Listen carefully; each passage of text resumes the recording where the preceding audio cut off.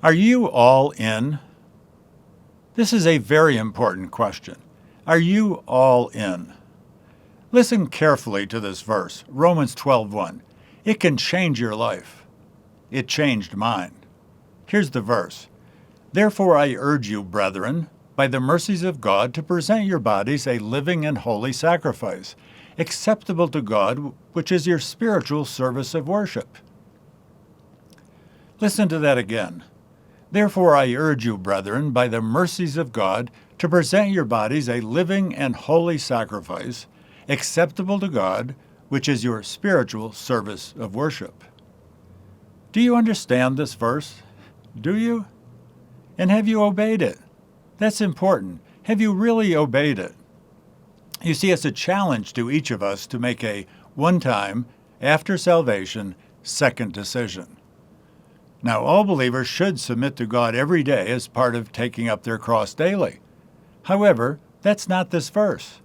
This verse is a command to present yourself as a once-for-all time, permanent sacrifice to Him.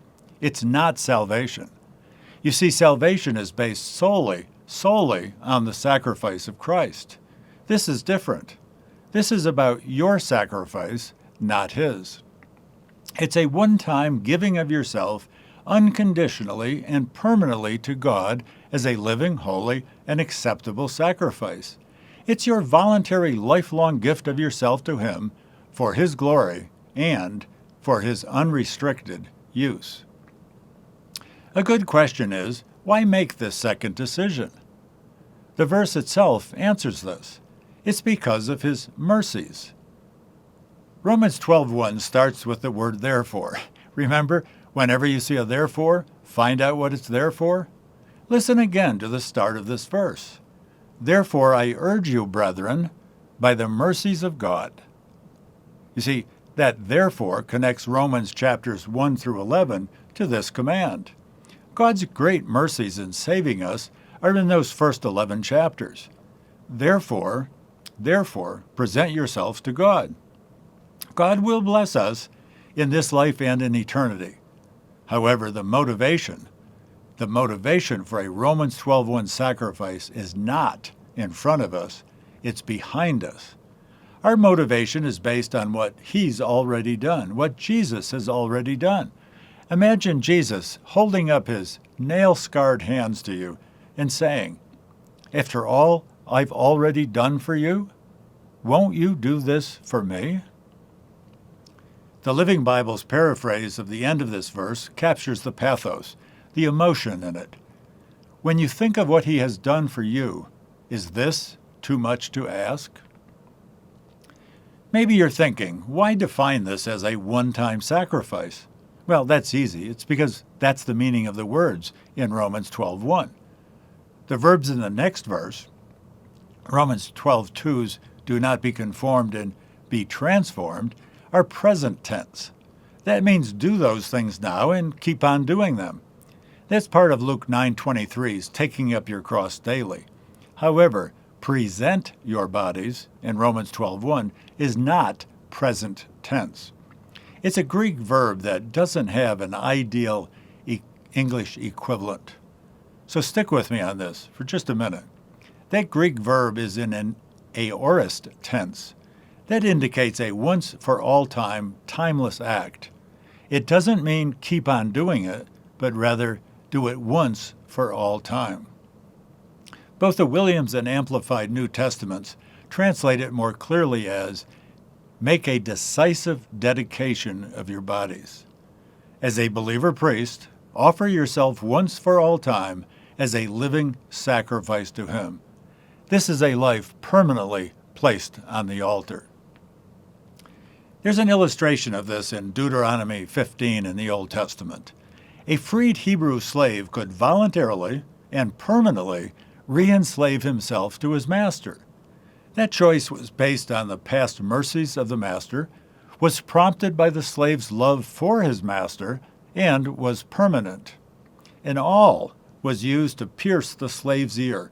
That indicated that he was the master's servant for life, not temporarily, but permanently. This re-enslavement was the slave's choice. was not forced on him, and was a once-for-all-time decision. That's Romans 12:1. Another illustration from the Old Testament is in the animal sacrifices found there. An animal had to be acceptable to be placed on the altar. A diseased or blemished animal was unacceptable. Now, no animal was perfect, but it had to be good enough. That illustrates the holy and acceptable part of a Romans 12:1 sacrifice. And the animal being dead illustrates the permanence of the sacrifice. No sacrificed animal crawled off when the altar got hot, and no priest took an animal back at the end of the day to offer it again tomorrow. It was permanent. If a Romans 12:1 living sacrifice crawls off when the altar gets hot, or if it's withdrawn, it was never really a Romans 12:1 sacrifice. Another illustration comes from life today. It's the difference between cohabitation and lifelong, until death do we part, marriage. Cohabitation is a temporary commitment. It's like saying, I'm totally and completely yours for another 24 hours, well, unless I change my mind or get a better offer. A Romans 12:1 sacrifice is not a 24-hour commitment. It's lifelong. Now here's another question. Should your Romans 12:1 sacrifice ever be reoffered? Well, reoffering it might actually be appropriate if it was temporary or unacceptable. A Romans 12:1 sacrifice needs to be living, holy, and acceptable. The living part is easy because believers have, as it says in John 5:24, passed out of death into life. But it's the holy part that can be challenging. Old Testament sacrificed animals had to be acceptable, or they were rejected. Each one had to be good enough, without disease, generally healthy, and without blemish. This illustrates two things for us. First, your sacrifice must be disease-free. The terminal disease of sin and separation from God must have been already cured by salvation. That's why Romans 12:1 is just for believers, exclusively for believers. That's why the verse starts with the word brethren. A non-believer's sacrifice is unacceptable because it must be offered after salvation rather than before. If you're a skeptic or a seeker, you must come to him before you can follow him. To be sure of your salvation, to come to him for salvation, visit 911god.org. Watch the video there. It will tell you how. And second, the holy part of the sacrifice indicates an acceptable level of spiritual cleanliness in a believer's life. Only then will a Romans 12:1 sacrifice be acceptable to God.